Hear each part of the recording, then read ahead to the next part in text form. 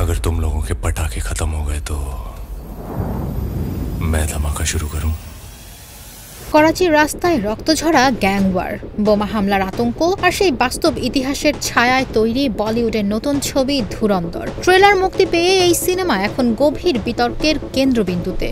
কারণ পাকিস্তানের কুখ্যাত লায়ুরি এলাকার বাস্তব ঘটনা, বাস্তব অফিসার আর তাদের পরিবারদের ক্ষোভ সবই জড়িয়ে গেছে এক সিনেমায়। বিজলি কেবলসের স্কিন কোটেড ইনসুলেশন আগুন প্রতিরোধী। বিজলি কেবলস, নিরাপদ আজীবন। আদিত্য ধর পরিচালিত ধুরন্ধরে সঞ্জয় দত্ত অভিনয় করেছেন পাকিস্তানের প্রখ্যাত পুলিশ অফিসার চৌধুরী আসলামের ধাঁচের একটি চরিত্রে। ট্রেলারে করাচির কুখ্যাত লায়ুরি এলাকার সহিংস বাস্তবতা, গ্যাংওয়ার, রাজনৈতিক প্রভাব আর অপরাধী সিন্ডিকেট জীবন্ত হয়ে উঠেছে। কিন্তু এখানেই জন্ম নিয়েছে বড়সড় বিতর্ক। ট্রেলারে দত্তের চরিত্রকে খল হিসেবে উল্লেখ করা হয়েছে এক সংলাপে, আর তা নিয়েই ক্ষুব্ধ হয়েছেন প্রয়াত অফিসার চৌধুরী আসলামের স্ত্রী নওরিন আসলাম। তিনি স্পষ্টভাবে বলেছেন, যদি ছবিতে তার স্বামীকে অপমানজনক বা বিকৃতভাবে দেখানো হয় তবে তিনি আইনি ব্যবস্থা নেবেন। নওরিন আরও জানান, এ ধরনের সংলাপ শুধু তার স্বামীকেই নয়, তার শাশুড়িকেও অপমান করেছে। এখন তিনি ছবির মুক্তির অপেক্ষায়, দেখতে চান বাস্তবকে কতটা বদলে দেখানো হয়েছে। পাকিস্তানের এনকাউন্টার স্পেশালিস্ট নামে পরিচালিত চৌধুরী আসলাম করাচিতে সন্ত্রাসবাদ ও গ্যাং অপরাধের বিরুদ্ধে কঠোর অভিযান চালিয়ে দেশের নিরাপত্তা ইতিহাসে আলোড়ন তুলেছিলেন। রেহমান ডাকৈত, উজাইর বালুচ থেকে শুরু করে তালেবানের বিপজ্জনক সেল সবাইকে তিনি চ্যালেঞ্জ করেছিলেন। 2014 সালের 9 জানুয়ারি লায়ুরি এক্সপ্রেসওয়েতে বোমা হামলায় তিনি নিহত হন। হামলার দায় স্বীকার করে পাকিস্তান তেহরিক-ই-তালেবান। লায়ুরি করাচির পুরনো কিন্তু অত্যন্ত সমস্যাগ্রস্ত এলাকা।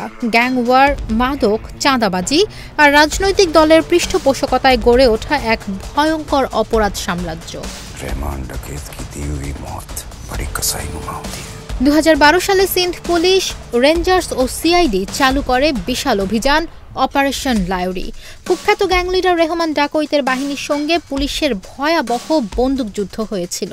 2013-তে নতুন করে অভিযান শুরু হয়, আর লায়ুরি পুরো পাকিস্তানের নিরাপত্তার সংকটের প্রতীক হয়ে ওঠে।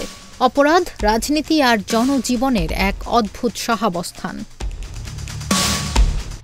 ছবির গলিপথ, ক্ষমতার লড়াই, গ্যাংদের রাজনীতি সবই লায়ুরির বাস্তব পরিবেশের সঙ্গে মিলে যায়। একটি চরিত্র চৌধুরী আসলামের অনুপ্রেরণায়, আরেকটি চরিত্র রেহমান ডাকৈতের ছায়ায় তৈরি। ছবিতে দেখানো হয়েছে কিভাবে ভোট ব্যাংকের রাজনীতি আর গ্যাংয়ের নিয়ন্ত্রণ দুটো একসঙ্গে লায়ুরির সমাজকে চালাতো। বাস্তব অভিযান ছিল নিছক আইন শৃঙ্খলা রক্ষা, কিন্তু ধুরন্ধর তাকে বানিয়েছে high octane thriller. Undercover agent কেন্দ্রিক গল্প, পুরোপুরি সিনেমার যুক্তি। অপারেশন লায়ুরিতে এমন কোনো আন্তর্জাতিক স্পাই অ্যাক্টিভিটি ছিলই না। 2012-13 সালের ঘটনা, পরের কয়েক বছরের তথ্য সব মিশিয়ে একটা ফিকশনাল টাইমলাইন তৈরি করেছে ছবিটি। বাস্তবের অপারেশন লায়ুরি ছিল পাকিস্তানের অভ্যন্তরীণ নিরাপত্তা ইতিহাসের সবচেয়ে কঠিন অধ্যায়গুলোর একটি। অপরাধী গ্যাং, রাজনৈতিক শক্তি আর সাধারণ মানুষের টিকে থাকার গল্প। ধুরন্ধর সেই বাস্তবতার ছায়া বজায় রেখেছে, কিন্তু গল্পকে করেছে আরও সিনেম্যাটিক, বড় অ্যাকশন, আন্ডারকভার ড্রামা আর স্পষ্ট হিরো ভিলেন কাঠামো দিয়ে। একদিকে নওরিন আসলামের সতর্কবার্তা, অন্যদিকে মেজর মোহিত শর্মার পরিবারও ছবির মুক্তি স্থগিতের দাবি নিয়ে গেছে দিল্লি হাইকোর্টে। 5 ডিসেম্বর ভারতীয় প্রেক্ষাগৃহে মুক্তির কথা থাকলেও ট্রেলার উত্থাপিত বিতর্ক এখন প্রযোজকদের জন্য বড় চ্যালেঞ্জ। ধুরন্ধর একদিকে পাকিস্তানের বাস্তব ইতিহাসে গেঁথে থাকা রক্তাক্ত লায়ুরি, অন্যদিকে বলিউডের অ্যাকশন ড্রামা। বাস্তব আর ফিকশনের মিশেলে তৈরি এই ছবি এখন আলোচনার কেন্দ্রবিন্দু। এখন দেখার প্রেক্ষাগৃহের ছবিটি কেমনভাবে দেখায় সেই চরিত্র যাকে নিয়ে শুরু হয়েছে এত বিতর্ক। নিশা মাহমুদা, ইন্ডিপেন্ডেন্ট ডিজিটাল।